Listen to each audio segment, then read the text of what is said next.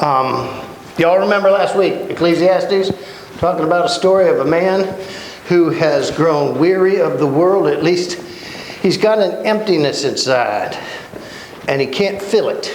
Even though he's the king, even though he's got all the riches in the world, and you're going to see that expand here in a minute, and even though he's got all the authority and power and position anybody could possibly want, he is by no means deprived of anything.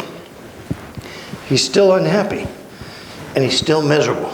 And what could possibly make somebody with all of that in this world, which is very materialistic, what could possibly make them unhappy? Well, you know, you can read tragic stories of billionaire after billionaire after billionaire who died tragically because regardless of all they had, something was still missing. Something, you know, they never got grounded as to who they are in this existential reality or who they might be in another more ethereal plane of existence.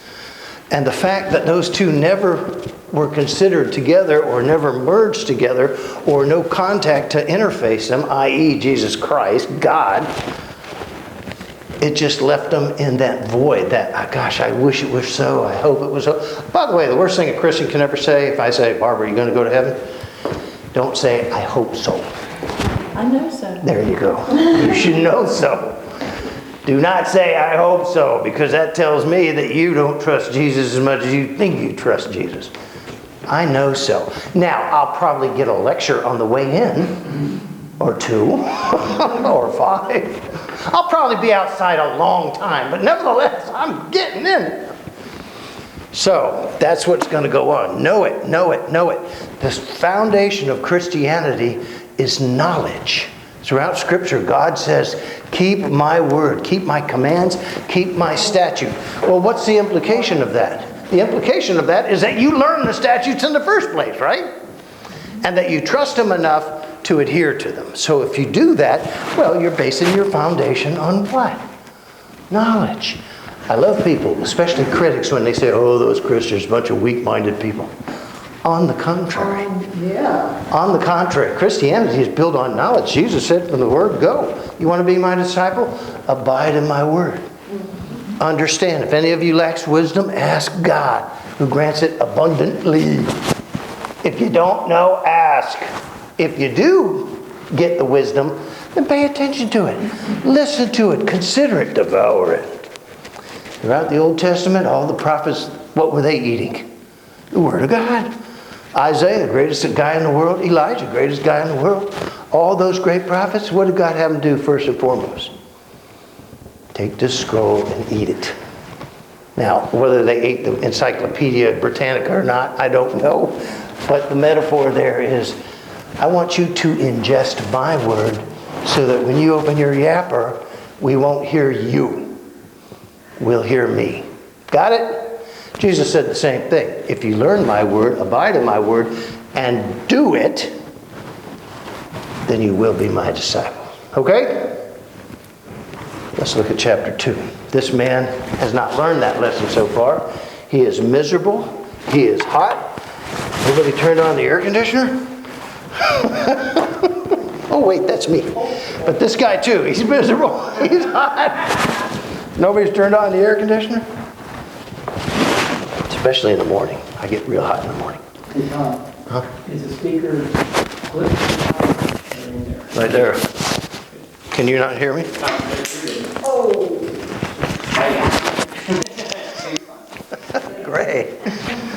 Let me clip it to my underwear. They're real nice and tight. They're not going anywhere. Okay. Chapter 2. I said to myself, this is the king, of course, talking. I said to myself, come now, I shall test myself with pleasure. So enjoy yourself, and behold, I found it too was futility. I said of laughter, this is madness. He has no idea. And I've said of pleasure, what does this accomplish for me? I explored with my mind how to stimulate my body with wine, while my mind was guiding me wisely, and how to take hold of folly until I could see what good there is for the sons of men to do under heaven. the few years they live. I enlarged my works. I built houses for myself. I planted vineyards for myself. I made gardens and parks for myself. I planted them all kinds of fruit trees. I made ponds of water for myself from which to irrigate the forest of growing trees. I brought male and female slaves. I had home-born slaves. I possessed flocks and herds larger than all who preceded me in Jerusalem. Also, I collected for myself silver and gold and the treasures of great kings and provinces. I provided myself male and female singers and the pleasures of men, many concubines, women galore, basically. Then I became great and increased more than all who had preceded me in Jerusalem. My wisdom also stood by me. And all that my eyes desired, I did not refuse. And I did not withhold my heart from any pleasure, for my heart was pleased because all my labor, and this was my reward for my labor. Thus I considered all my activities which my hands had done, and all the labor which I had exerted, and behold, I found all was vanity, as if striving after the wind. And there was no true profit in it under the sun. So I turned to consider wisdom and madness and folly. For what will the man do who will come after the king except that which has already been done? And I saw that wisdom excels folly, as light excels darkness. A wise man's eyes are in his head, but the fool, he walks in darkness. And yet I know that the one fate will befall both of them. I said to myself, as is the fate of the fool will also befall me. Why then have I been so extremely wise? So I said to myself, wisdom too is vanity.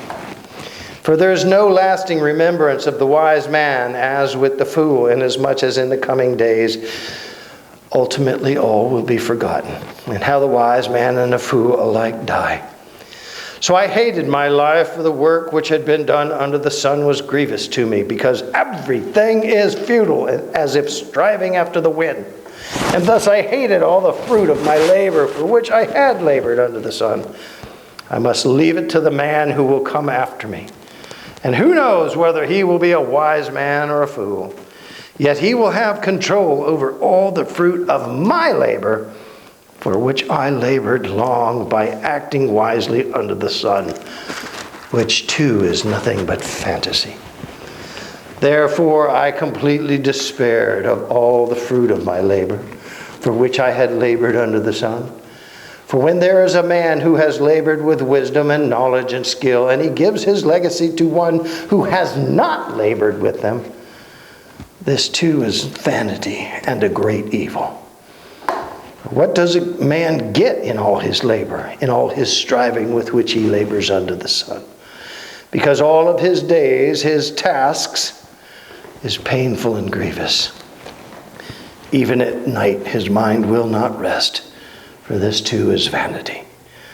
There is nothing better for a man than to eat and to drink and to tell himself labor is good. This I have also seen, as if it were from the hand of God. But who can eat and who can have enjoyment without him? For to a person who is good in his sight, he has given wisdom and knowledge and joy, while to the sinner he has given the task of gathering and collecting, so that he may give to the one who is good in God's sight. But this too is vanity, as if striving after the wind. Woo! What do you think about him? Myself. Huh? Everything is myself. Oh, absolutely. You know, the world without the Lord always centers around self. If the critic claims that Christianity is built on ignorance, well, the Christian could claim that your existence is built on selfishness. You know, you are your own God. You are the Adonis of your existence. Everything in the world revolves around you. And we've all known people like that. We've all been people like that at one time or another in our lives. I want this, I want that, I want this. How many parents have heard that? What would you like for Christmas, Sally? Oh, you got some time? Sit down, get comfortable. Now, you ain't got a list of 3 miles long. For one little kid, you really need all that stuff? Oh no, this is just chapter 1. There's 17 more chapters to go. I can see where parents go, oh. And then come Christmas morning, what happens? The kid hates everything. Disappointment. Yeah, it's not the one I wanted. It's the wrong color. I can't use that. That's a girl's bike. You know, and all the kids are sitting there, and mom and dad are going, why do we even bother? You know, I told you this thing, children, was a bad idea. And, you know, that's a lot of our comedy comes from that. But the sad truth is, we're all like that to greater or lesser degrees. First thing we ever ask when we face a deal or an opportunity is,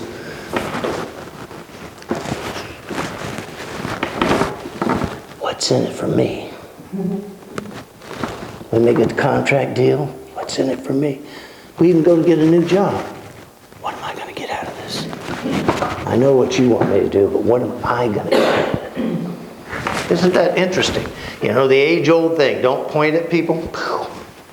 Because when you point one finger at them, you got 3 pointing back at you. You know, when you criticize people, well, Racha, you're late. Well, Chanter, you've never started at 11 o'clock in your life. You would be right. We never have started at 11 o'clock. See what I'm saying? Everything that we accuse others of, we ourselves secretly want or have already done. Everything we praise in another, we really mean, well, I would have done it better, but you didn't do too bad. Even in praise and accommodation, we got to yank a little bit of that glory to ourselves. Well, you're the best son I've ever had. Well, Dad, how many sons have you got? I'm the only one. Yeah, but you're the best one I've ever had, as if there were others. That if there were, you would give them part of my glory instead of just giving me the glory.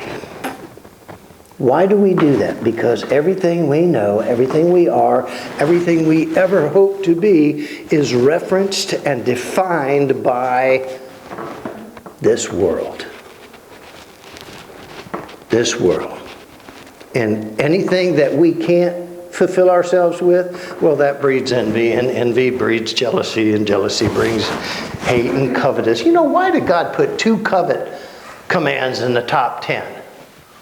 Don't cover your neighbor's goods, remember that one? And don't cover your neighbor's wife, remember that one? Both, why would God include, out of, you know, you're going to give the world 10 rules. Why would 2 of them deal with this issue of coveting? Or wanting, desiring, stealing your neighbor's stuff? I'll tell you the answer. Because everything you ever want, have, will be, is referenced by this world. We're very sensual peoples. We have 5 senses. God gave us that. Smell. Wow, that's a good smelling, you know, bunch of ribs there. Taste. Ooh, that's the best rib I ever ate. Fell right off the bone. Eyes. Look at that slow smoking barbecue sauce just dripping everywhere. Hearing. Is it done yet? I think so. Grab it. Mine. There's the bottom line. Mine. And we do that with everything. When we date men, don't you tell me you girls never did that. You know, 90% of women are in college to get an MRS degree. That's a Mrs. So-and-so. They are at seminary because the college is across the street, seminary's over here. We're all the smart holy guys. Oh, and they're all little girls over there going, I got to get me a minister. I get me a minister. I'm going to have a godly, wonderful life. Nothing will ever go wrong and the sink will never back up. You know, somehow they equate that with us because we're walking in the law. It's ridiculous, the games that go on between the 2 schools. But nevertheless, they're doing what they were born to do. Get them a minister. I'm going to tell you something. If you ever have the opportunity, don't do it. Ministers are And they're never on time. They all live in the Dominican Republic. All right. I will never forget that. You know, though, I can't complain because your nation has a El Presidente who was very kind to us. That's an inside joke.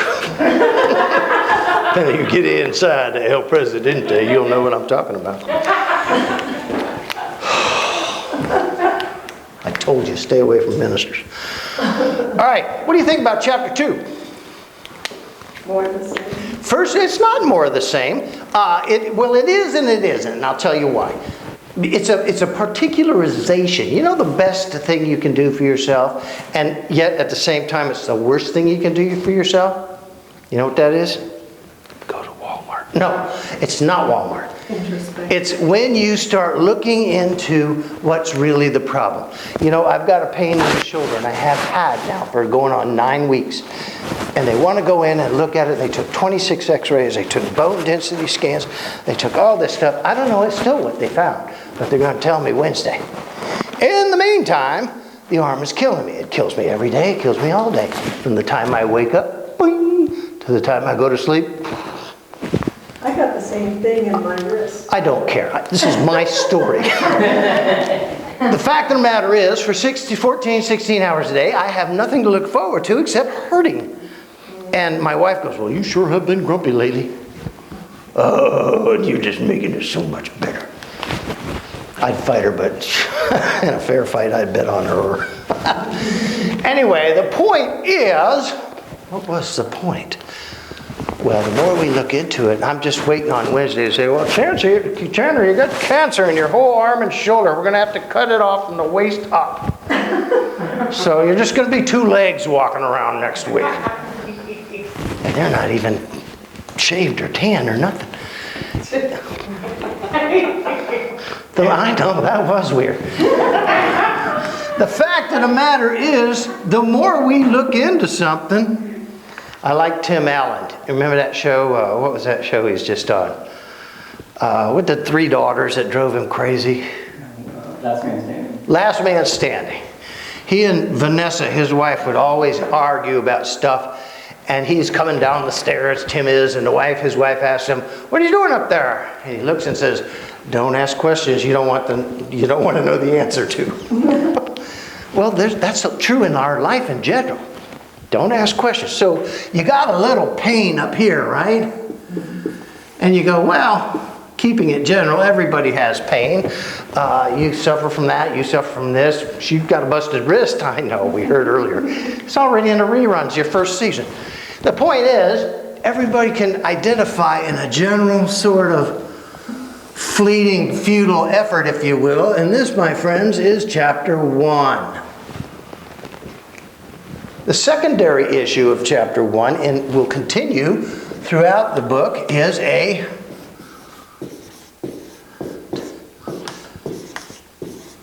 restlessness. We're all suffering from a similar symptom. Are you truly happy? You know, as you get older, you're supposed to answer that by saying, yes. But deep inside, you ask yourself, well, that could have been better. The hair color didn't turn out like I thought it would. The burger wasn't like the picture. My kid missed straight A's by, 6 grades. He got D's. There's always that little bit of reality check. Zzz. How do you measure up with the rest of the world? Well, I'm not suffering the worst, but I'm doing better than others. And we do that in the world all the time, right? My car's not as nice as yours, but it gets me where I need to go. And it's sure better than Shirley's over here. Hers is a junker. You see what I'm saying, what we do? And we're always comparing, we're always referencing, we're always trying to build within ourselves a certain degree of equity. We're trying to answer the age-old question that man cried out from the dawn of creation, am I worth it? Even the psalmist said, what is man that God should even consider him? Really? We got any kind of resume to stand on before God? Think about it. Well, there's two ways to answer that question. A is avoid God. If you want to answer that question, if we've got anything to offer God that He's interested in, well, avoid God, and you'll never have to answer that question. The other is to embrace God, but you can never do that either unless you first what? No. Whoops, K-N-O-W. Know you. God wants you to know Him. That's true in His Word. But you're not going to alter Him in any way, shape, or form by knowing Him. Do you understand what I'm saying? He simply is. I, the Lord, am the great I am. I never change. Not yesterday, not today, not tomorrow. You don't worry about influencing or affecting me, says the Lord. But there is a variable in this equation that I would like some attention to be given. What is that variable? It is you. And just like a sonogram or an MRI or an X-ray or anything else we do, sometimes God's got to shine His light, the light of His Word on us, and make known some of the innermost beings. This is everybody suffering. Chapter 2, we're starting to focus. How is it A-F-F-E-C-T-I-N-G and E-F-F-E-C-T-I-N-G, me? How is this suffering starting to affect not the whole class, just me? How is it affecting me? I used to be a nice, happy, sweet guy. And I could laugh at any time. But 9 weeks full of pain, I'm not so sweet. So if you order not so sweet tea, all I got to do is stick my toe in it and you'll know exactly what it tastes like. Why? Well, because that pain that began to affect me is now affecting me, changing my disposition, changing my demeanor, changing literally who I am. You can't hurt every day, all day, for month after month, and not have it somehow affect you. And to say, no, it doesn't affect me. You're the biggest liar God ever put on the planet next to my 3 uncles. Because I'm not buying it. I am not buying it. So this is where you start learning about you. Because if you can cross pain out of that equation, you might be able to eventually add, well, what about God? What about Him affecting me and effecting me? As an entity greater than myself. Dang, there it is. I'm trying to answer that question. Am I worth it? Come on, Jesus didn't really die for you, did He? He didn't even know you. You weren't even a glint in your Father's eye when He died. How could you believe a story 2,000 years ago and think that it has any way, shape, or form in the influence of your life? How? I don't know how, but it does. Exactly. You don't know how. Then you can't rely on it, do you? Oh, you sound like one of them evangelical crazy Christians. Go have a drink and put it all behind you, man. Irish got something on us. They know how to avoid God. How you gonna do it? Just hand me a pint. The Lord says, well, enjoy the pint, but I'm still here. I, the Lord, do not change. I don't go away. I neither slumber or sleep. Great, now we got a 24-hour God. And I know everything there is to know about you before you were even born. How many times your heart will beat as you're on this planet? How many hairs you got on your head? I called you by name before anybody busted your wrist. I did everything and know everything about you that could ever possibly be known. And I'll go one step further, says God. I'll know it better than anybody you'll ever meet on this stupid earth, including your big old blonde wife, who I've been married to for eternity. She doesn't know how many hairs are on my head, and she sure doesn't know about those crystal burgers last Wednesday. What she doesn't know won't hurt me. That's how you avoid God. I get practice by avoiding Carol. But the courageous man will reconsider those burgers before he eats them and say to himself, Self, is this the best decision in your interest? Now, everything his cardiologist has told him is no, this is not a good decision. Everything that Satan has taught him is eat the cheeseburgers. They're awesome. Now it becomes not just a question of decision or direction, but of allegiance. You see, you know what the ethereal world of God and the existential world that we know as reality, you know what they are? They're like two tigers just fighting away. Two big old grizzly bears fighting away over the same house. One of them's going to win, one of them's going to lose. Which one, Grandpa? The answer is whichever one you feed. Because the other one will eventually starve. See, it's not a question of just decision and direction. It's a question of allegiance, personal allegiance. Do we see God as something positive affecting and effecting? If we don't, well, we'll avoid God. If we see God as something positive in our lives or a potential power that can lift us above this existence, then we'll embrace God. But see, only you can make that decision. I can't make it for Laura, regardless of how much I like Laura. Can't make it for Chuck, regardless of how much I like Chuck. The only one that can is you. Your wife can't even do that. Nor can you affect her relationship with God. He makes it quite plain. If any one, always in the singular, if any one comes unto me, I'll invite him in. I stand at the door and knock. Still in the singular. If any one opens that door, I'll come into him or her and dwell there. I guess God doesn't do group parties. I don't know. See what I'm saying? But one way or another, if the honest man looks at himself, whereas the dishonest man does not, the honest man will dig deeper, taking personal inventory.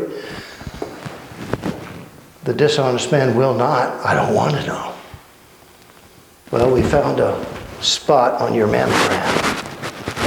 I think we ought to do some biopsy and have it checked out. Well, I don't want to know. Is that a good idea? That's never a good idea. We found a spot, Tom, down here under your liver. I think we ought to go in and take a hunk of it out, check it out. I don't want you to do that because it hurts and I don't like it. It'll be fine. No, it won't. Never ends well, ever. Don't worry about that. We have an unsinkable ship and that's only one little ice cube 22 miles away. I think we better start turning. Nah, we'll be okay. Down she went. Oh, my friends, it's more than just you defining you. It deals with direction and decision and ultimate allegiance as to who you will serve. Jesus was quite plain. You can't serve two masters. You will love one and hate the other, or you will worship one and hate this one. You can't do them both. See how it all fits and ties together? Oh, that makes good preaching, doesn't it? But see, the only way to learn that, to know that without question, the only way to come to an awareness where you can rethink some of these decisions is to experience it yourself. Anybody ever jump out of an airplane parachute? I have not either. It's one of the fool things. I was smart enough to say, I'm not jumping out of an airplane. It's still got the thing going around. Okay, anybody ever go parasailing behind a boat? Yeah. We had to hook an aircraft carrier. Once my Carol and Carol Sassard tried to get up together, they had to get a bigger boat. I couldn't get those two out of the water. No, I'm just teasing. That's a kind of cool thing when you're way up there, about 70, 90, 100, however far they put you up there. And then a lot of them, most of them will stop. Well, when you stop, you know what happens? And then they drag you through the water. They do it because this makes it more enjoyable. Of course, all the sharks are down there going, yeah, he's going to drop her in a minute. And then they take off again and up you go. Well, how could you ever feel the exhilaration of that? Even if I told you with one of my stupid stories, it wouldn't be the same as if you were strapped into that seat and that boat was taking off and you were going heavenward. Same thing is true of Christianity, gentlemen and ladies.